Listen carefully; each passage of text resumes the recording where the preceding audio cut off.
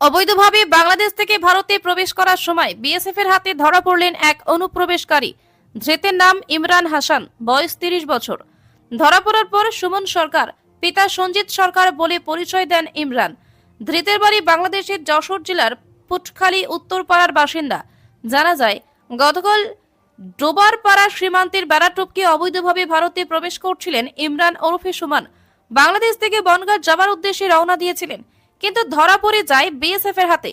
কিন্তু তিনি কোনো বৈধ কাগজপত্র না দেখাতে পারায় এরপর বিএসএফ গাইঘাটা থানার পুলিশের হাতে তুলে দেয় ধৃত ইমরান ওরফে সুমনকে। আজ বুধবার তাকে বনগাঁ আদালতে তোলা হয়েছে। সীমান্তের ওপারে বাংলাদেশের যে অশান্ত পরিবেশ রয়েছে, অবৈধভাবে অনুপ্রবেশ তার কারণ বলে মনে করছেন ভারতীয় নাগরিকেরা।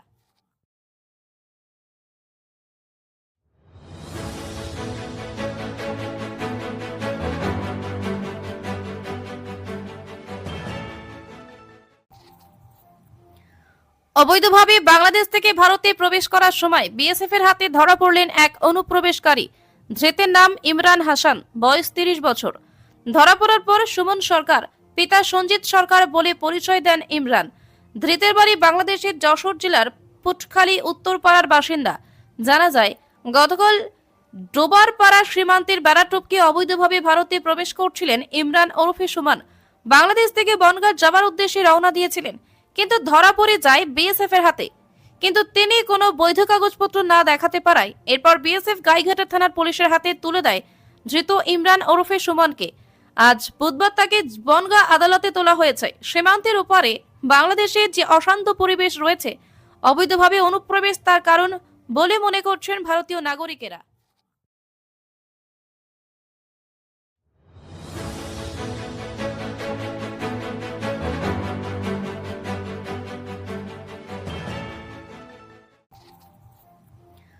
অবৈধভাবে বাংলাদেশ থেকে ভারতে প্রবেশ করার সময় বিএসএফ এর হাতে ধরা পড়লেন এক অনুপ্রবেশকারী।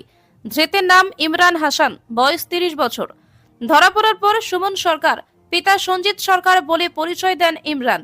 ধৃতের বাড়ি বাংলাদেশের যশোর জেলার পুটখালী উত্তরপাড়ার বাসিন্দা। জানা যায়, গতকাল ডোবারপাড়া সীমান্তের বেড়া টপকে অবৈধভাবে ভারতে প্রবেশ করছিলেন ইমরান ওরফে সুমন। বাংলাদেশ থেকে বনগাঁ যাওয়ার উদ্দেশ্যে রওনা দিয়েছিলেন, কিন্তু ধরা পড়ে যায় বিএসএফ এর হাতে। কিন্তু তিনি কোনো বৈধ কাগজপত্র না দেখাতে পারায় এরপর বিএসএফ গাইঘাটা থানার পুলিশের হাতে তুলে দেয় ধৃত ইমরান ওরফে সুমনকে। আজ বুধবার তাকে বনগাঁ আদালতে